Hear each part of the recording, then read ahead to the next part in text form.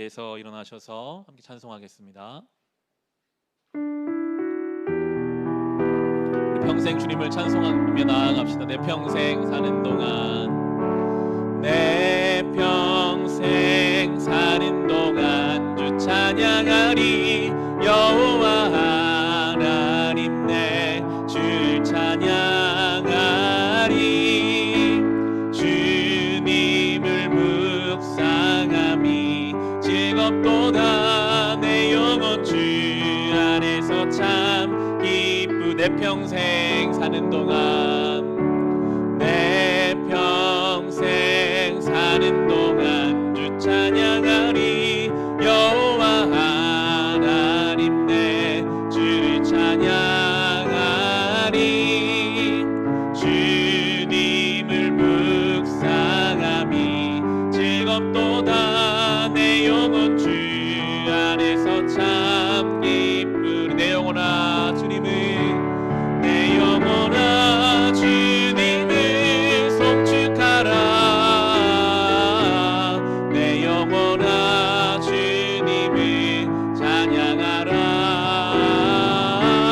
내 영혼아 주님을 송축하라. 내 영혼아 주님을 찬양하라. 내 평생 사는 동안, 내 평생 사는 동안 주 찬양하리. 여호와 하나님 내 주를 찬양하리. 주님을 묵상함이 즐겁도다. 내 영혼 주 안에서 참기. 내 영혼아 주님을 송축하라. 내 영혼아 주님을 송축하라. 내 영혼아 주님을 찬양하라. 내 영혼아 주님을 송축하라. 내 영혼아 주님을 찬양하라. 내 영혼아, 내 영혼아 주님을 송축하라. 내 영혼아 주님을 찬양하라. 내 영혼아 주님을 송축하라. 내 영혼아 주님을 찬양하라. 주의 인자는 끝이 없고, 주의 인자는 끝이 없고, 그의 자비는 무궁하며 아침마다 새롭고 늘 새로우니 주의 성실이 금이라. 성실하신 주님, 주의 인자는, 주의 인자는 끝이 없고, 그의 자비는 무궁하며 아침마다 새롭고 늘 새로우니 주의 성실이 금이라. 성실하신 주. 한 번 더 합시다. 주의 인자는 끝이 없습니다. 주의 인자는 끝이 없고, 그의 자비는 무궁하며 아침마다 새롭고 늘 새로우니 주의 성실이 금이라. 성실하신 주. 아침마다 새롭고, 아침마다 새롭고 늘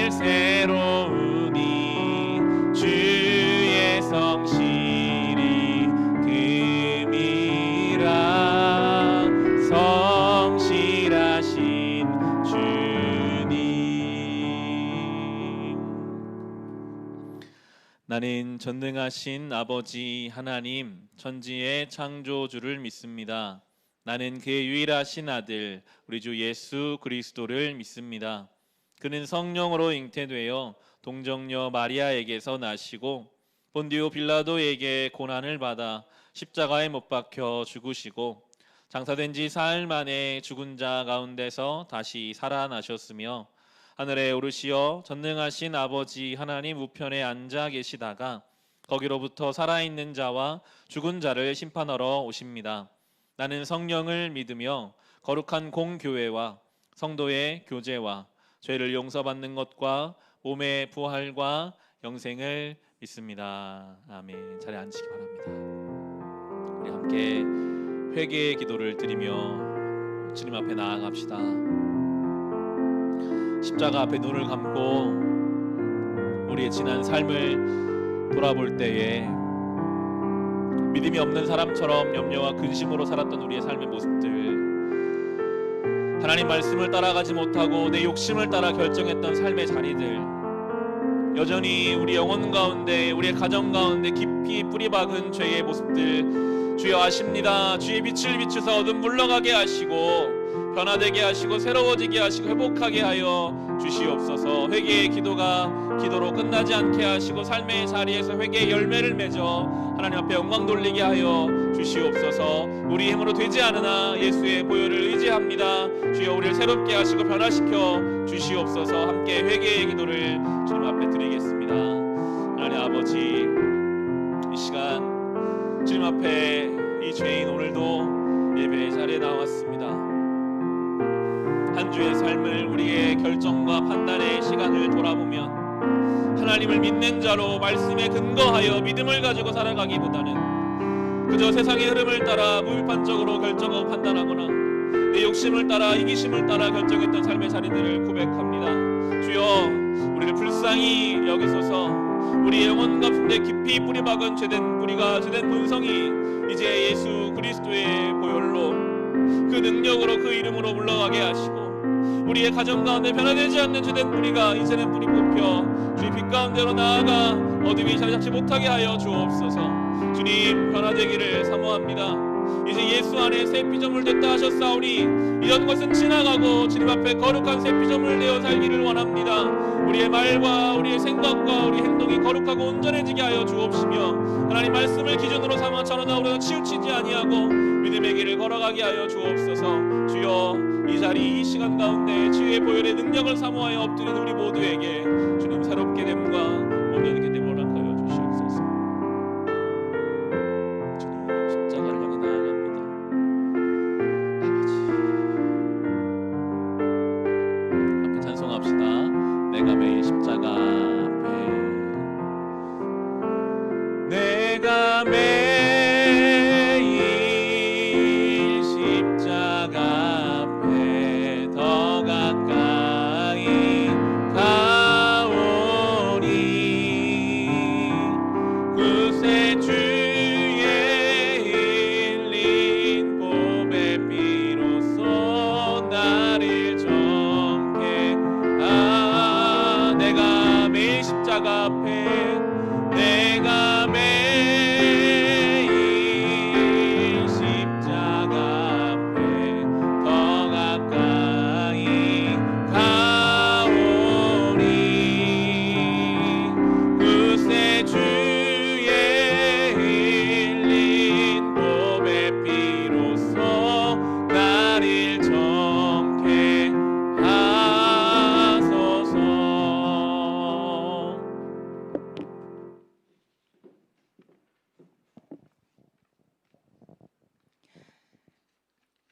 사랑의 하나님 감사합니다.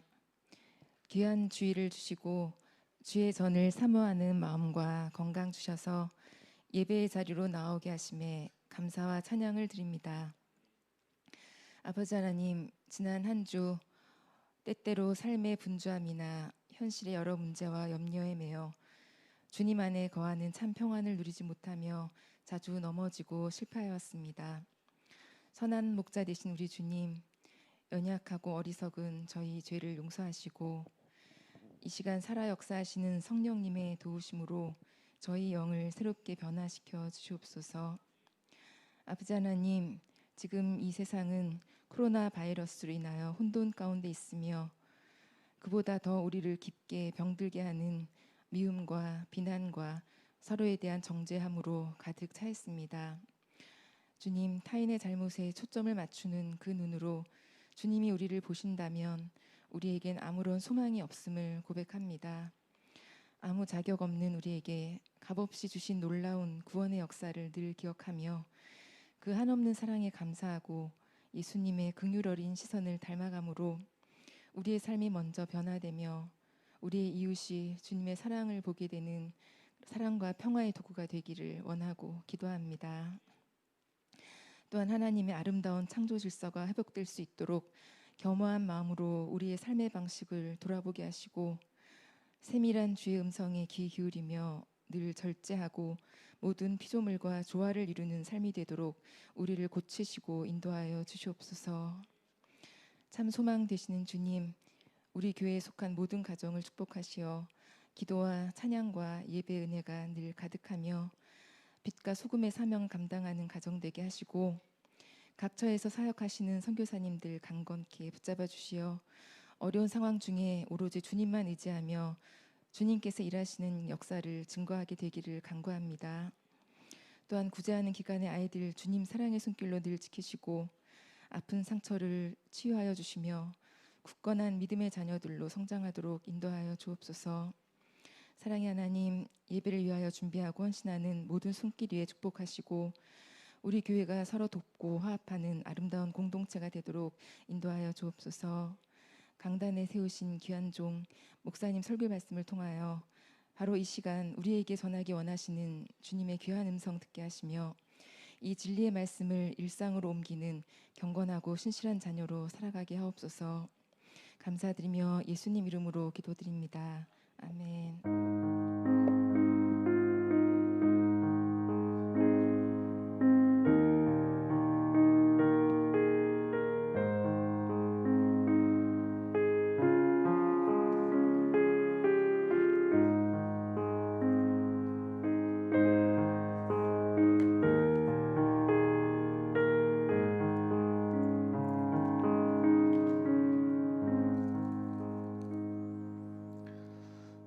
오늘 우리에게 주신 하나님 말씀 함께 보겠습니다. 창세기 28장 10절부터 19절까지의 말씀입니다.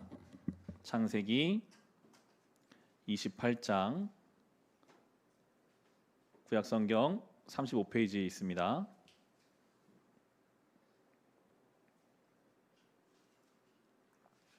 다 찾으셨으면 우리 자리에서 일어나셔서 주신 말씀 창세기 28장 10절에서 19절 말씀 우리 함께 읽고 응답송 찬송하겠습니다. 함께 읽겠습니다.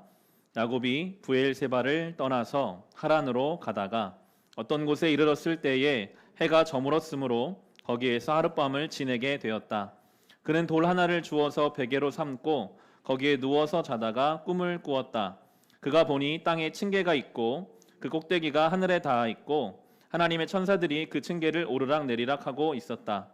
주님께서 그 층계 위에 서서 말씀하셨다. 나는 주 너의 할아버지 아브라함을 보살펴 준 하나님이요 너의 아버지 이삭을 보살펴 준 하나님이다. 내가 지금 누워있는 이 땅을 내가 너와 너의 자손에게 주겠다. 너의 자손이 땅의 티끌처럼 많아질 것이며 동서남북 사방으로 퍼질 것이다. 이 땅의 모든 백성이 너와 너의 자손 덕에 복을 받게 될 것이다. 내가 너와 함께 있어서 내가 어디로 가든지 너를 지켜주며 내가 너를 다시 이 땅으로 데려오겠다. 내가 너에게 약속한 것을 다 이루기까지 내가 너를 떠나지 않겠다. 야곱은 잠에서 깨어서 혼자 생각하였다. 주님께서 분명히 이곳에 계시는데도 내가 미처 그것을 몰랐구나. 그는 두려워하면서 중얼거렸다. 이 얼마나 두려운 곳인가. 이곳은 다름 아닌 하나님의 집이다. 여기가 바로 하늘로 올라가는 문이다.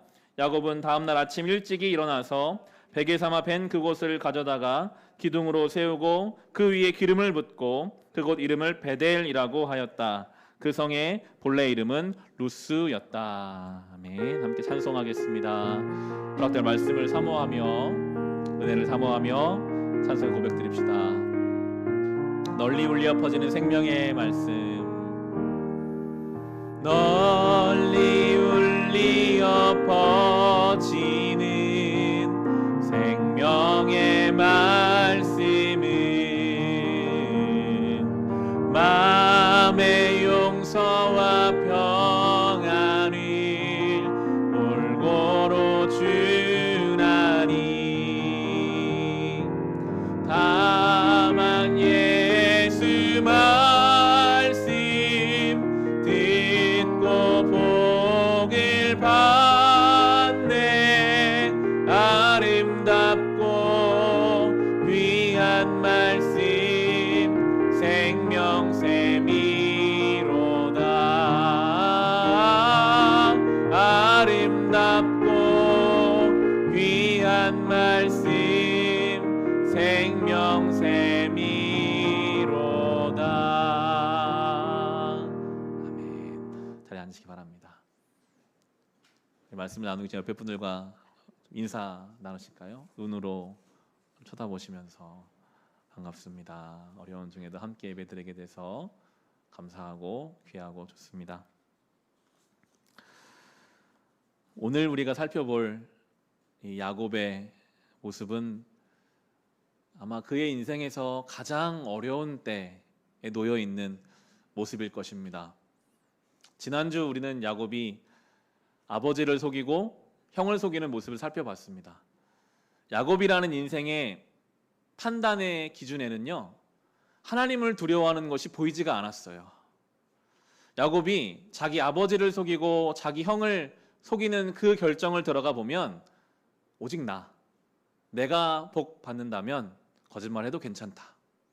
아버지를 속여도 괜찮고 형을 속여도 괜찮고 어머니가 저주를 다 받으셔도 나만 저주 안 받으면 된다.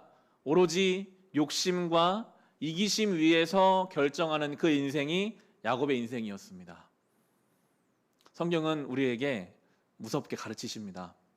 욕심과 이기심 위에 내린 결정은 그 인생을 복으로 끌고 가는 게 아니라요, 저주의 자리로 끌고 가고 있어요. 오늘 야곱의 인생은 마치 긴 터널, 끝이 보이지 않는 터널에 빠진 것만 같은 그런 삶이거든요. 지금 야곱은 단절을 경험하고 있습니다.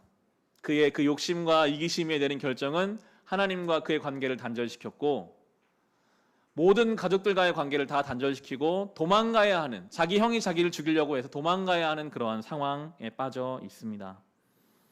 이 야곱의 모습이요, 이 시대의 모습과 참 닮아 있는 것 같아요. 인간의 욕심과 이기심에 철저히 기반한 인간 사회의 모습. 하나님이 없어요. 오로지 내가 잘 되기만 한다면 속이는 것도 괜찮고 다 괜찮다. 돌아오는 것은 지금 무엇입니까? 코로나라는 질병이 지금 우리의 삶에 들어와 버렸죠. 아마 다양한 형태의 욕심과 이기심으로 비롯된 결과물들이 우리의 삶에 들어와서 단절을 경험하게 할 것입니다. 하나님과의 단절은 물론이요, 사람과 사람과의 단절, 기도해 주셨지만 비난과 정죄가 우리를 더 어렵게 만드는 시대를 우리는 살고 있죠. 그런데 참 놀라운 것은 이 야곱을 하나님이 오늘 찾아가 주세요. 자기밖에 모르는 결정 때문에 자기 인생이 완전히 망가져가고 있는 이 야곱의 하나님이 되어주세요. 그 하나님은 오늘 우리를 찾아와 주십니다. 우리의 하나님이 되어주시죠. 그 모습 우리가 하나하나 따라갈 텐데요, 10절 말씀이 지금 야곱을 보여줍니다. 10절을 보시면 야곱이 브엘세바를 떠나서 하란으로 가다가, 브엘세바는 야곱의 집이 있는, 평생 살아온 집이죠. 야곱은 부잣집 막내 아들이었습니다. 아브라함 때부터 굉장한 부잣집이었죠. 그 할아버지도 복받은 부자요, 자기 아버지 이삭도 농사를 지은 100배의 결실을 거두는 대단한 부잣집의 막내 아들. 천성적으로 나가 돌아다니는 걸 별로 안 좋아하는 사람이었기 때문에 주로 집안에서 조용하게 지냈던, 아마 집 밖에 많이 안 나가봤을 거예요. 그런데 오늘 야곱이 자기 형이 자기를 죽인다는 그 이야기 때문에 자기 집을 떠나서 하란으로 가고 있습니다. 하란이 800km 떨어져 있는 곳이거든요. 굉장히 먼, 한 번도 보지 못한 외삼촌을 찾아가야 하는 그러한 상황입니다. 오늘 성경의 본문 잘 보시면 브엘세바를 떠나서 하란으로 가다, 떠나다와 가다. 올해 우리 말씀이지 않습니까? 아브라함처럼요, 하나님 말씀을 듣고 적극적으로 자기가 떠나서 자기가 가는 사람도 있지만요, 야곱처럼 하나님이 억지로라도 그를 떠나게 하시고 가야 할 자리를 끌고 가시는 인생도 있더라고요. 하나님은 이 야곱을 사랑하시고 이 야곱이 이스라엘 돼야 되기 때문에 브엘세바에 있어서는 야곱이 이스라엘 될 수가 없어요. 자기의 그 거짓말, 자기의 그 고집과 욕심과 이기심을 다 떨쳐내고 나서야 하나님 원하시는 자리로 갈 수 있기 때문에 하나님은 지금 그를 억지로 끌어다가 브엘세바에서 하나님의 훈련, 여러 가지 훈련이 기다리고 있는 하란으로 보내고 계십니다. 하나님이 저와 여러분 사랑하시기 때문에요, 하나님이 우리를 때로 떠나게 하세요. 억지로라도 그 죄악의 자리. 브엘세바에서 야곱은 의지할 게 많았거든요. 다 자기한테 잘해주죠. 귀한 아들, 막내 아들, 어머니의 전적인 사랑을 받는 아들. 그런데 그걸 하나하나 다 가져가시고 하나님과 나밖에 없는 그 자리로 몰고 가실 때가 있습니다. 하나님이 그렇게 우리를 만들어 가시죠. 쉽지 않은 길입니다. 야곱은 굉장히 처량합니다. 800km 되는 거리를 홀로 가다 보니까 길에서 막 자야 돼요. 11절 보면요, 이렇게 나옵니다. 어떤 곳에 이르렀을 때에 해가 저물었으므로 거기에 하룻밤을 지내게 되었다. 그는 돌 하나를 주워서 베개로 삼고 거기에 누워서 자다가 날이 저물었습니다. 잘 준비가 전혀 안 돼 있어요. 돌 베고 자야 됩니다. 말이 돌을 베고 자는 것이지 그냥 길에서 누워 자는 것이 얼마나 불편하고 그에 익숙하지 않았을까요? 그가 누워서 잠이 왔겠습니까? 많은 생각을 했을 겁니다. 나보다 내 형을 너무 사랑해서 이 문제에 출발이 되어버린 것 같은 아버지를 향한 야속한 마음. 왜 어머니는 나에게 거짓말을 시켰을까? 그러나 사무치게 그리운 어머니의 모습. 생각만 해도 두려운 자기 형 에서의 모습. 무엇보다 자기 스스로에 대한 많은 실망감이 있었을 것 같아요. 왜 내 인생이 이렇게까지 왔는가? 내가 지금 여기서 뭐 하고 있는 것인가? 그리고 마지막으로는 하나님을 향한 불신이 있었을 것 같아요. 하나님은 정말 살아계실까? 그 우리 아버지가 말하는 그 하나님이 정말 살아있다면 내가 왜 이렇게 지금 도망자로 살아야 하는가? 그럼 참 놀랍게도 이 야곱이 길가에서 돌을 베고 자는, 아무도 없고 혼자 있는 것 같은, 어디서부터 잘못되어 있는지 알지 못하는 그 상황이 하나님을 깊이 경험하는 베델의 장소가 되게 하세요. 하나님은 때로 우리의 삶이 정말 최악인 것 같은 그 자리에서 우리를 만나 주십니다. 아무것도 더 이상 가지지 못하는 그 자리에서 맨몸으로 하나님 앞에 서게 하실 때가 있거든요. 오늘 야곱이 그렇습니다. 그가 잠들기 전까지는 후회와 원망과 그리움과 불안이 가득했는데 그가 잠들자 하나님의 섭리가 이제 보이기 시작합니다. 12절입니다. 꿈을 꾸었다. 그가 보니 땅에 층계가 있고 그 꼭대기가 하늘에 닿아 있고 하나님의 천사들이 그 층계를 오르락 내리락 하고 있었다. 우리 성경은 층계라고 번역되었지만 줄을 보시면 사닥다리라고도 볼 수 있습니다. 꿈을 꾸는데 땅과 하늘이 연결될 만큼 큰 사닥다리, 계단이 있는 거예요. 굉장히 컸겠죠. 그리고 그 계단과 사닥다리를 천사들이 막 오르락 내리락 하는 환상을 보았습니다. 여러 가지 해석을 할 수 있는데요. 분명한 것은 그 야곱의 인생에 놓여진 하나님의 사닥다리가 있다라는 것입니다. 야곱은 하나님이 자기를 모르는 줄 알았어요. 하나님이 자기를 버린 줄 알았어요. 그런데 눈을 감고 보니까 하나님과 긴밀한 연결이 되어 있었어요. 천사들이 막 오르락 내리락 할 만큼 하나님이 오늘도 그 길에서 돌을 베고 자는 야곱을 천사들을 보내시고 하나님 말씀을 통해서 그를 지켜주신다는 것을 환상을 통해 볼 수 있고 또 하나님이 그에게 말씀하세요. 13절에서 15절입니다. 주님께서 그 층계 위에 서서 말씀하셨다. 나는 주 너의 할아버지 아브라함을 보살펴 준 하나님이요 너의 아버지 이삭을 보살펴 준 하나님이다. 내가 지금 누워있는 이 땅을 내가 너와 너의 자손에게 주겠다. 너의 자손이 땅의 티끌처럼 많아질 것이며 동서남북 사방으로 퍼질 것이다. 이 땅의 모든 백성이 너와 너의 자손 덕에 복을 받게 될 것이다. 내가 너와 함께 있어서 내가 어디로 가든지 너를 지켜주며 내가 너를 다시 이 땅으로 데려오겠다. 내가 너에게 약속한 것을 다 이루기까지 내가 너를 떠나지 않겠다. 하나님이 말씀하십니다. 내가 이미 아브라함 때부터 너와 함께 했어. 너의 아버지 이삭 때부터 네가 태어나기 전부터 내가 너와 함께 했어. 지금도 내가 너와 함께 하고 있고 앞으로도 내가 너와 함께 할 거야. 네가 어디로 가든지 내가 너와 함께 하겠다라고 하나님이 말씀하고 계십니다. 하나님과 우리가 말씀으로 연결된다는 것을 우리에게 보여주죠. 여러분 오늘도 하나님 말씀 그 말씀으로 하나님과 깊이 연결되어 계십니까? 이 사닥다리는 예수 그리스도로 연결되거든요. 예수 그리스도의 그 십자가가 오늘 우리의 심령에 걸려 있습니까? 내가 너와 함께 할 것이다. 오늘 설교의 제목을 현실을 뛰어넘게 하는 하나님 약속이라고 정했습니다. 현실은 돌베개 베고 자는 나 혼자 있는 것 같아요. 그런데 하나님 약속은 내가 너와 함께 한다. 현실을 뛰어넘는 하나님 약속이 있거든요. 성도의 삶의 역동성이 어디서 나올까요? 우리는 현실에 근거하고 살아가는 존재가 아닙니다. 현실은 이 야곱처럼 아무도 나에게 주변에 없는 것 같고 모든 게 단절된 것 같고 언제 이 상황이 끝날지 모르는 답답한 속에 있다 할지라도 하나님의 예수 그리스도를 통한 그 연결이 오늘도 우리에게 온전하게 붙어 있어요. 우리는 그 약속의 말씀 붙잡고 나와 함께 하신 하나님 때문에 신앙의 역동성을 가지고 살아가게 되는 것입니다. 바라기는 어떤 상황에 있든지 심지어 야곱처럼 여러분의 삶에 내 삶에 어떻게 이런 최악의 상황이 올 수 있을까라는 그 자리에 있다 할지라도 거기에서 나에게 여전히 말씀하시는 하나님을 만남으로 현실을 뛰어넘는 하나님의 약속을 붙잡을 수 있기를 주님의 이름으로 축원합니다. 야곱은 이 생생한 환상을 보고 나서 깨어 이제 하나님 앞에 고백합니다. 16절 17절입니다. 야곱은 잠에서 깨어서 혼자 생각하였다. 주님께서 분명히 이곳에 계시는데도 내가 미처 그것을 몰랐구나.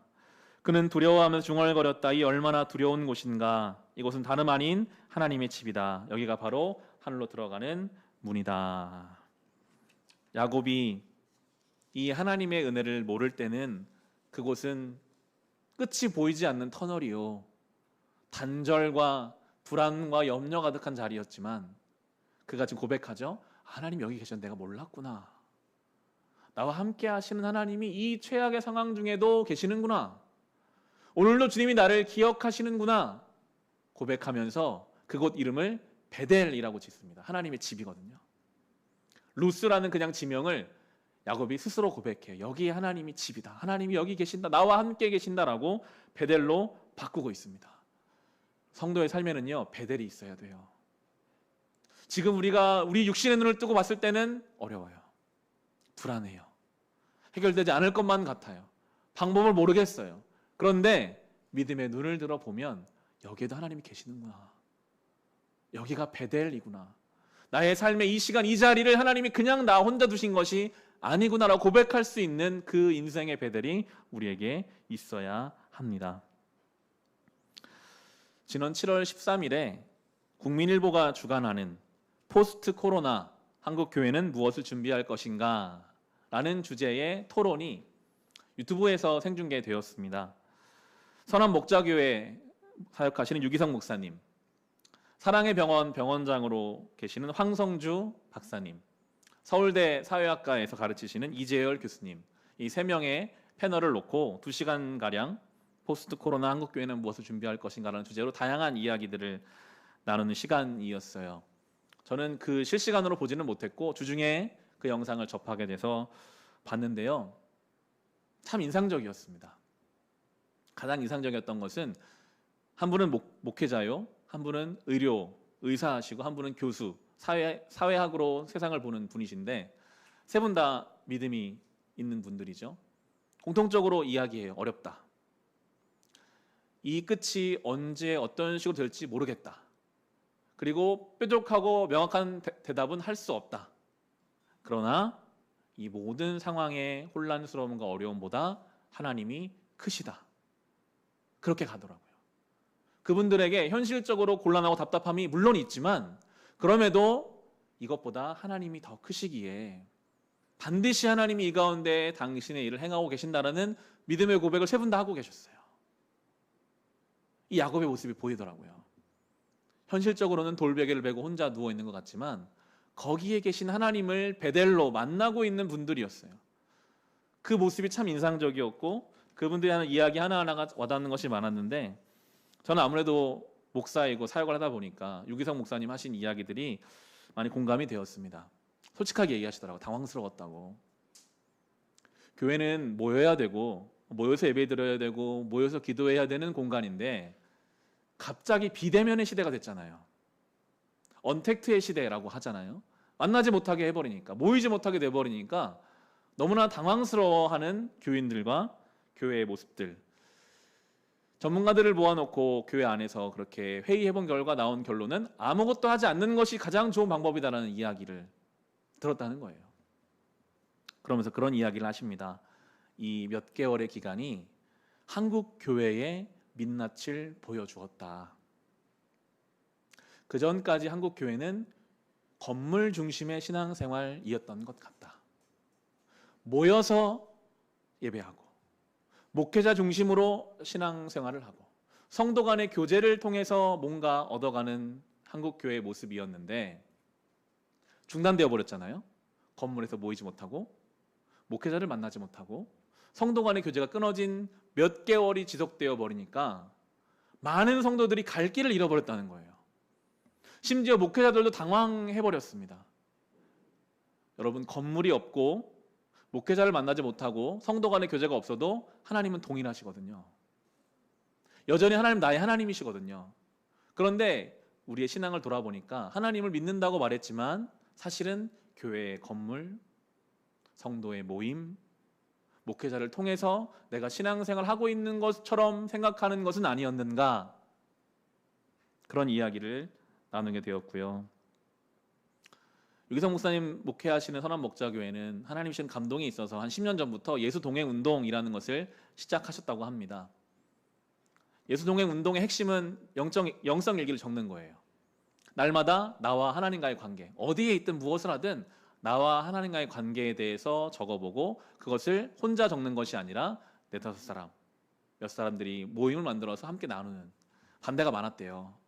일기를 왜 남을 보여주려고 쓰냐, 나는 글 적는 것이 어렵다. 다양한 종류의 비판과 반대가 있었지만 10년 동안 꾸준히 그 일을 해왔는데 이 코로나의 사태가 다가와서 교회에서 모이지 못하고 성도 간의 교제가 끊어져 버렸지만 그럼에도 그 일을 해온 사람들은 그럼에도 여전히 나의 삶에 하나님은 동일하게 계시거든요.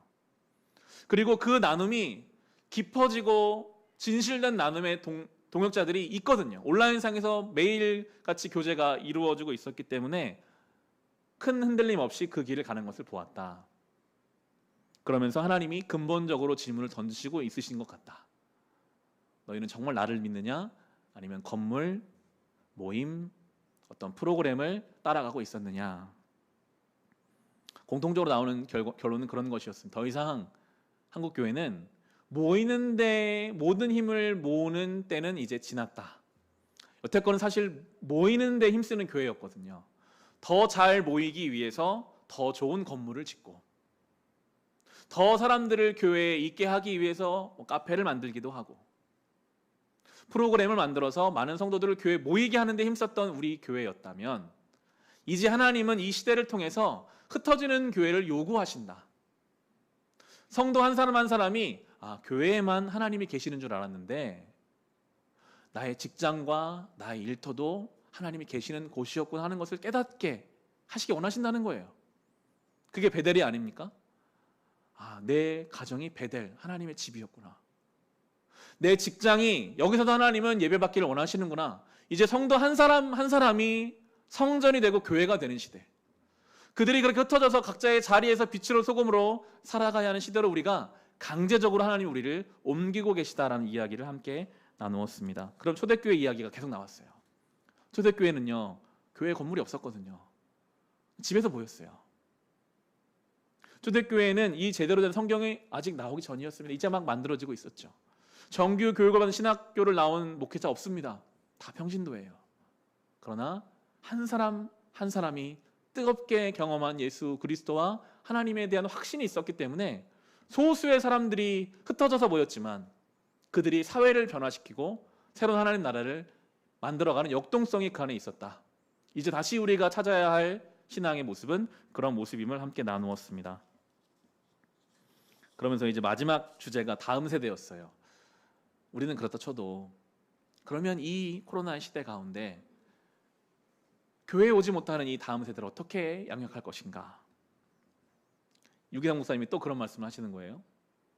우리 교회에서도 이런저런 시도를 해보고 있는데 과연 기성세대와 부모 세대가 좋은 프로그램을 가지고 좋은 내용을 가지고 자녀들에게 교육하고 교육 방법을 개발하는 것으로 자녀들의 신앙교육이 될 것인가? 물론 교회는 노력을 해야 하죠. 그러나 그것은 정말 두 번째, 세 번째라는 거예요. 첫 번째로 중요한 것은 부모가 믿음으로 살아가는 것. 믿음의 기성세대가 어떻게 사는 것이 믿음을 사는 것인지를 말이 아니라 프로그램이 아니라 삶으로 보여주는 것. 그렇게 해야 자녀들이 그래도 우리 부모는 뭔가 좀 다르셨어. 그때 내 믿음의 선배들은 그렇게 살았었어. 그것이 가장 중요한 교육이 될 것이다 라고 결론을 냈습니다. 이 코로나의 상황 속에서 저는 돌베개를 베고 누워있는 야곱 같은 생각이 들었었거든요. 이 상황이 1년, 2년 지속되면 이 교회 공동체가 혹시 확 무너지는 것은 아닐까? 아이들이 교회에 오지 못하고 성도들이 교제하지 못하고 뭔가 이 상황이 지속될 때 과연 어떻게 할 수 있을까라는 저에게 눈을 감아 보니 그 야곱의 삶에 하나님의 사닥다리가 연결되어 있잖아요. 하나님이 이 교회를 누구보다 더 안전하게 지키시고 보호하시며 이 때에도 이 자리에도 역사하신 하나님의 손길을 경험하는 시간이 될 수 있었습니다. 로마서 8장 37절 39절 말씀 한번 찾아볼까요? 오늘 본문을 잡아두시고 여러분 나눴던 말씀인데요. 우리가 반드시 기억해야 할 말씀이죠. 로마서 8장 37절에 39절 신약성경 238페이지에 있습니다.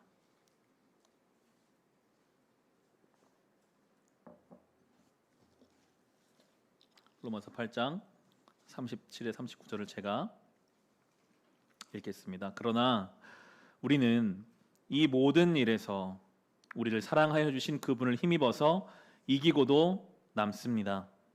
나는 확신합니다. 죽음도 삶도 천사들도 권세자들도 현재 일도 장래 일도 능력도 높음도 깊음도 그 밖에 어떤 피조물도 우리를 우리 주 예수 그리스도 안에 있는 하나님의 사랑에서 끊을 수 없습니다. 아멘. 이것이 우리의 믿음이지 않습니까? 전염병이 더 심해져서 아무도 교회에 못 모이고 나 혼자 그냥 방 안에서 예배 드릴 수밖에 없는 상황이 온다 할지라도 우리를 그리스도의 사랑에서 끊을 수는 없습니다. 야곱이 돌베개를 베고 길에서 잠을 자는 상황이라 할지라도 하나님의 그를 향한 사랑을 끊을 수 없어요. 교회가 다 흩어져서 각자의 가정에서 모이는 상황이 온다 할지라도 하나님의 사랑에서 우리를 끊을 수 없다라는 그 믿음이 우리 안에 있을 때 우리는 현실을 뛰어넘는 하나님의 약속을 붙잡는 성도가 되는 것입니다. 야곱은 이 하나님을 깊이 만났습니다. 다시 오늘 본문으로 돌아와 보시면 이제 야곱이 그 하나님 은혜에 반응을 해요. 하나님이 아무 말씀도 하지 않으셨는데 서원을 드리거든요. 마지막이 되는 20절, 22절입니다. 창세기 28장 20절에 22절에 보시면 야곱은 이렇게 서원하였다. 하나님께서 저와 함께 계시고 제가 가는 이 길에서 저를 지켜주시고 먹을 것과 입을 것을 주시고 제가 안전하게 저희 아버지 집으로 돌아가게 해주시면 주님이 저의 하나님이 되실 것이며 제가 기둥으로 세운 이 돌이 하나님의 집이 될 것이며 하나님께 저에게 주신 모든 것에서 열의 하나를 하나님께 드리겠습니다. 이 본문을 어떻게 보면 야곱이 굉장히 조건적으로 하나님 기도하는 것만 같습니다. 하나님 나 돌아가게 해주면 내가 이렇게 할게요 라고 볼 수 있으나 여러 성경 주석은 대부분 그렇게 해석하고 있지 않고요. 야곱이 하나님에 대한 확신을 가지고 하나님은 반드시 그 말씀을 이루셔서 나를 돌아오게 하실 것인데 그때 제가 감사의 고백으로 세 가지 고백하고 있죠. 하나님이 나의 하나님이 되실 것입니다. 그리고 이곳에 하나님을 향한 제단을 쌓겠습니다. 내 인생의 11조를 주님께 드리겠습니다라고 하나님의 은혜에 대한 반응으로 주님 앞에 고백을 드리고 있습니다. 하나님을 진짜 만난 사람은요, 하나님께 은혜를 받은 사람은요, 뭔가를 하나님께 드리고 싶어져요. 뭔가를 주님 앞에 고백하고 싶고 반응하고 싶어져요. 그게 정상적인 신앙의 모습이거든요.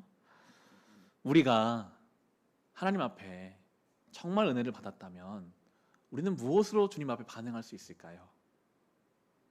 오늘 설교의 결론이 되겠는데 저는 이 결론을 우리가 이제 묵상하기 시작한 로마서 본문을 가지고 결론을 내고자 합니다. 로마서 2장 가보겠습니다. 2장 28절, 29절.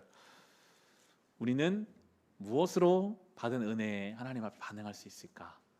저에게는 어제 본문이었던 이 로마서 2장 28절, 29절이 하나님이 우리에게 원하시는 반응인 것 같아요. 로마서 2장 28절, 29절은 아주 신앙의 본질적인 부분을 우리 가르쳐주고 있습니다. 제가 읽겠습니다. 겉모양으로 유대 사람이라고 해서 유대 사람이 아니요, 겉모양으로 살갗에 할례를 받았다고 해서 할례가 아닙니다. 오히려 속사람으로 유대 사람인 이가 유대 사람이며 율법의 조문을 따라서 받는 할례가 아니라 성령으로 마음에 받는 할례가 참 할례입니다. 이런 사람은 사람에게서가 아니라 하나님에게서 칭찬을 받습니다. 유대 사람, 하나님을 아는 사람이에요. 성도예요. 유대 사람은 태어나면서부터 하나님을 배웁니다. 태어난 지 8일째가 되면 할례를 받습니다. 몸에 흔적을 남기고 살아가는 거죠. 하나님에 대해서 배웠고 알고 몸에 흔적을 가지고 평생 산다고 해서 참된 하나님 백성이 아니다라고 성경은 말해요. 속사람이 성도여야 한다. 무엇보다 성령께서 우리의 마음의 할례를 행하셔야 한다. 우리가 교회를 출석한다고 해서 성도가 아니라는 거죠. 어쩌면요, 몸에 한 번 흔적 생기고 나는 성도야라고 하는 것은 편합니다. 쉬워요. 날마다 내 속사람을 성도로 만들어가는 것은 더 어렵죠. 성령이 우리의 마음에 행하신 할례라는 것은 뭘까요? 저는 할례는 결국 흔적인데 예수 그리스도의 흔적을 영혼에 새기는 것이라고 묵상해 봤습니다. 정말 예수 그리스도가 내 영혼에 새겨진 사람이라면 쉽게 다른 사람을 비난하고 정죄할 수 있을까요? 주님이 우리를 용서해 주셨잖아요. 예수님의 십자가는 결국 용서잖아요. 그 용서의 흔적을 받은 사람은 쉽게 남을 정죄할 수 없습니다. 내 눈에 보이지만, 잘못된 것이 보이지만 그를 덮어주게 되죠. 정말 예수의 은혜를 우리가 받은, 예수의 흔적을 받은 사람이라면 우리는 그렇게 속사람을 주님 앞에 바꿔가는 것으로 하나님을 영광스럽게 하고 하나님께 사원을 드리며 살아갈 수 있을 것입니다. 참 어렵죠. 저는 목사지만 저도 참 어려운 것 같아요. 눈에 보이는 현실이 더 우리에게 영향이 크고 내 속사람을 바꿔가는 것, 예수의 흔적을 내 영혼에 새기는 것은 참 어려운 일입니다. 우리가 뭘 할 수 있을까요? 작년 하반기에 교회 신앙훈련을 몇 주 과정으로 했어요. 함께 참여한 성도들 10여 명 정도 되는데 그 성도들이 이제 시작하면서 카톡방을 만들어서 이제 같이 훈련을 받았는데 1년이 지난 지금도 지금 유지되고 있어요. 감사하게도 매일매일 거기에 말씀 묵상을 올리세요. 필사한 것도 올리고 기도 제목도 나누고. 처음에는 의무적으로 시작했던 그 나눔들이 이미 끝났잖아요. 과정이 끝났는데도 계속되면서 점점 나눔의 깊이가 깊어져 가는 것을 저는 같이 보고 있습니다. 매일매일 신앙의 고백을 나누고 자기의 기도 제목을 나누고 그걸 가지고 함께 기도하면서 세워져 가는 것이 보이더라고요. 우리가 받은 은혜에 합당한 삶을 우리의 삶의 변화로 주님 앞에 올려드리기 위해서 뭔가를 해야 되잖아요. 저는 그걸 보면서 우리가 할 수 있는 일이 있다면 그렇게 뭔가 내 마음에 맞는 몇몇 사람들이라도 모여서 날마다 내 신앙의 고민을 나누고 신앙의 싸움을 나누고 함께 기도하고 함께 연합하는 것, 그것이 우리가 해야 될 일이라는 생각을 하게 되었습니다. 교회 안에서 그 일을 한번 진행해 보고자 합니다. 자발적으로 그에 동참하고 싶은 분들을 모아서 함께 말씀을 나누고 삶의 기도 제목을 나누고 나눔과 묵상을 나누는 시간들을 통해서 뭔가 우리가 우리의 삶을 예수의 흔적을 갖고 살기 위해 노력하고 애쓰고 다시 한번 도전하고 함께 기도하며 그 길을 걸어갈 때 우리의 삶의 자리가 베델되는 것을 우리는 경험할 것입니다. 아, 여기도 하나님이 계셨구나. 반복되는 내 일상, 아무런 변화가 없는 것 같은데 여기에도 주님은 계셨구나. 황폐하고 무너져가는 것 같은 이 시대 속에도 주님은 계셨구나 하는 것을 우리 경험해가게 될 것입니다. 말씀을 이제 마칩니다. 오늘 설교의 제목을 현실을 뛰어넘게 하는 하나님의 약속이라고 정해봤습니다. 야곱은 그걸 경험했죠. 현실은 돌베개를 메고 자는 최악의 상황이었지만 그곳에 계시는 하나님이 내가 너와 함께한다, 그 약속을 붙잡았을 때 그는 이제 살아갈 힘을 얻었습니다. 혹 야곱과 같이 지치고 힘든 상황 가운데 계시는 분이 계십니까? 또 우리 인생에는 그런 때가 올 수도 있겠죠.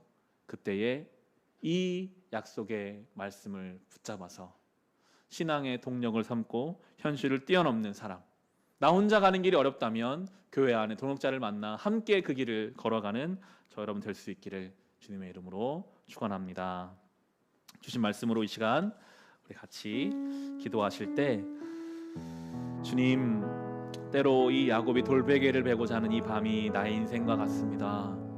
불안하고 염려가 되고 원망과 그리움이 우리의 마음을 채웁니다. 그러나 주님, 그곳에도 주님은 계셨습니다. 그곳에도 주님의 긴밀한 간섭과 사랑하심이 있었습니다. 이제 그 주님을 만나며 경험하며 살아가게 하여 주시옵소서. 우리의 삶의 자리를 베델로 바꾸어 가게 하옵소서. 그곳에도 계시는 하나님, 그곳에서 나를 사랑하시는 그 하나님 만나게 하여 주옵소서. 나의 삶의 이 변화로 예수의 흔적을 가지고 사는 존재로 하나님께 영광 돌리게 하여 주시옵소서. 받은 말씀으로 우리 같이 기도하겠습니다. 하나님 아버지, 감사합니다. 나 같은 자를, 나 같은 인생을 찾아오셔서 야곱의 하나님이 나의 하나님 되어주십니다. 이기심과 욕심 위에 서서 결정하고 판단했던 내 인생은 저주로 파멸로 빠질 수밖에 없었으나 주님 찾아오셔서 그런 나의 삶을 예수 그리스도의 십자가로 연결시켜 주셨고, 내가 너와 함께한다, 내가 너와 함께한다 말씀하여 약속하여 주심으로 이제 주어진 현실이 아니라 약속에 근거하여 살아가게 하시니 감사합니다. 주님, 날마다 이 말씀 붙잡으며 아버지 앞에 우리의 삶의 순간순간을 베델로 삼아 이곳에 하나님이 계신다, 이곳이 하나님의 집이다 고백하며 살아갈 수 있는 믿음을 우리에게 주시옵소서. 이 시대는 악하고 이 시대는 점점 우리의 삶을 어렵게 만들어 갈 것이지만 어디에 있든지 그곳에서 하나님을 만나며 그곳에서 하나님을 경험하며 그곳에서 하나님을 믿음으로 붙잡으며 살아가게 하여 주옵소서. 주여, 이 믿음을 우리에게 주심으로, 이 생명을 우리에게 부어주심으로 하나님이 주신 생명과 은혜를 가지고 주신 삶을 살아가게 하여 주옵소서. 우리 한 가지 더 기도합시다. 동역하는 선교지와 구제하는 기관과 아이들을 위해서 함께 기도합시다. 선교지를 불러드립니다. 베트남의 조계진 선교사님, 필리핀의 심재규 선교사님, 김종필 선교사님, 인도의 김경미 선교사님, 임현필 선교사님, 캄보디아 엄갈렙 선교사님, 일본의 이성원 선교사님, 중동 사역하는 SWM 선교회, 러시아 사역하시는 이산지 선교사님, 미전도 종족 사역하는 박태수 선교사님과 세종의 고려대 홍익대 CCC와 텍사스 유학생 사역하는 김영수 간사님, 서울 CC 총괄하시는 이연균 간사님, 서울대 SF 사역하시는 민영훈 간사님, 서울대 SFC와 대만의 조아영 선교사님, 문기철 선교사님, 감비아 사역하시는 김형진 선교사님, 우간다에 사역하시는 여지연 선교사님 위해서 기도해 주시고, 월드비전의 10명의 아이들, 세종 영명보육원과 대전 홀트 아침들의 미혼모 가정들과 북악면의 지역센터 아이들을 위해 기도해 주실 때, 내 기도하는 것도 참 어려운 시대이지만 우리의 기도의 지경을 넓혀주셔서 선교지를 위해 기도할 때 선교지 위에 주님 은혜 더하여 주옵소서. 선교지를 두고 나올 수밖에 없었던 상황이 있다면 선교지를 지켜 보호하여 주시고, 선교지에 고립되어 있는 선교사님 계시다면 지켜 보호하여 주시며 가정을 책임져 주옵소서. 또한 우리 구제하는 기관과 아이들을 위해서 함께 기도하겠습니다. 하나님 아버지, 오늘도 선교지에서 헌신하는 주의 자녀들이 있습니다. 베트남에서, 필리핀에서, 인도에서, 캄보디아에서, 일본에서, 저 중동에서, 러시아에서, 미전도 종족들이 있는 곳에서, 세종의 고리농육대에서, 텍사스에서, 서울에서, 서울대에서, 대만에서, 감비아에서, 우간다에서 이 주어진 사역을 감당하는 주의 자녀들, 우리 사역자들, 그 가정과 그 사역에 은혜 더하여 주옵소서. 코로나로 인하여 더 어려운 중에 있습니다. 그러나 야곱이 돌베개를 메고 자는 그 자리에도 주님은 계셨습니다. 그곳이 베델입니다. 그곳에 하나님을 만납니다. 주여, 그 어려운 상황 중에 계시는 하나님 만나게 하시고 하나님과 동행하게 하시고 그 사역 가운데 더 강력하게 역사하시는 성령의 역사와 기름 부으심을 경험하게 하여 주옵소서. 주여, 월드비전을 통해 10명의 아이들이 있습니다. 주님, 영명부용한 아이들이 있습니다. 홀자 집들의 미혼모 가정들이 있습니다.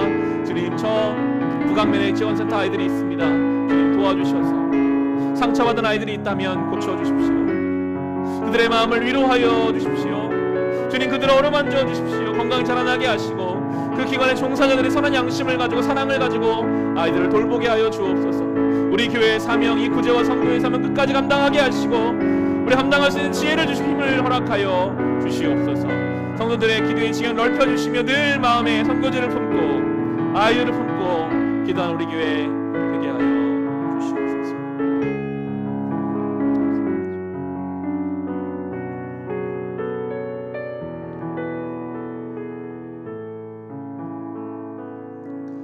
하나님 감사합니다. 예수님의 이름으로 기도합니다. 아멘.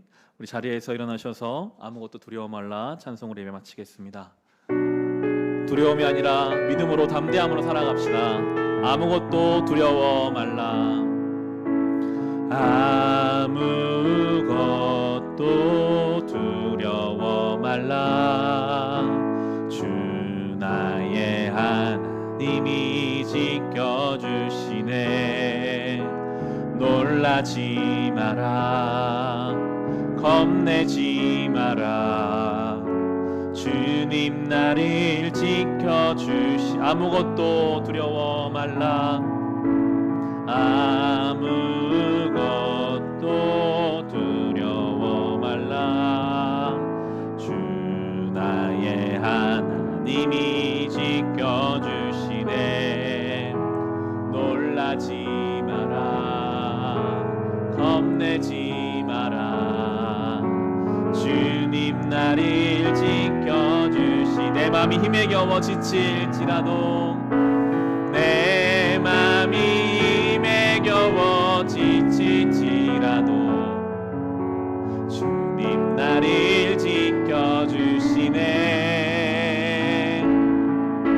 세상에 험한 풍파 몰아칠 때도 주님 나를 지켜주시네. 주님은 나의 산성, 주님은 나의 요새, 주님은 나의 소망, 나의 힘이 되신 여호와. 아무것도 두려워 말라. 아무것도 두려워 말라. 주 나의 하나님이 지켜주시네. 놀라지 마라. 겁내지 마라. 주님 나를 지켜주. 내 맘이 힘에 겨워 지칠지라도, 내 맘이 힘에 겨워 지칠지라도 주님 나를 지켜주시네. 세상에 험한 풍파 몰아칠 때도 주님 나를 지켜주시네. 주님은 나의 산성, 주님은 나의 요새,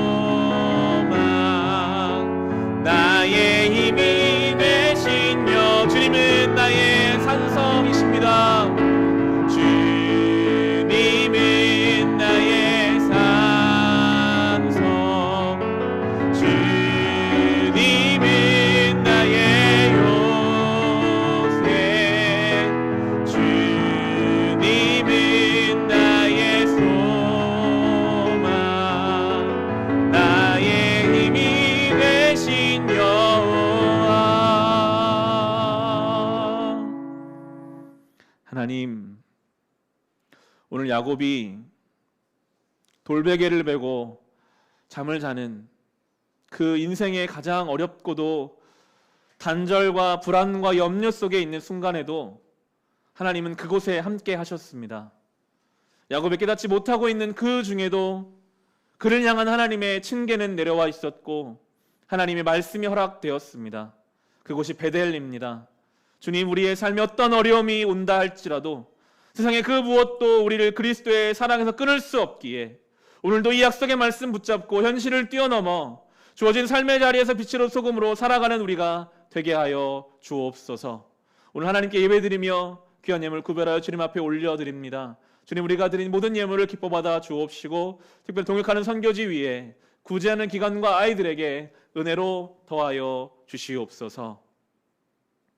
지금은 우리 주 예수 그리스도의 은혜와 하나님 우리 아버지의 크신 사랑하심과 성령님의 우리와 동행하심이 여기 모인 우리 모두 위에, 우리의 가정 위에, 우리의 교회 위에, 이 나라 이 민족 가운데 함께하여 주시기를 간절히 축원하옵나이다. 아멘.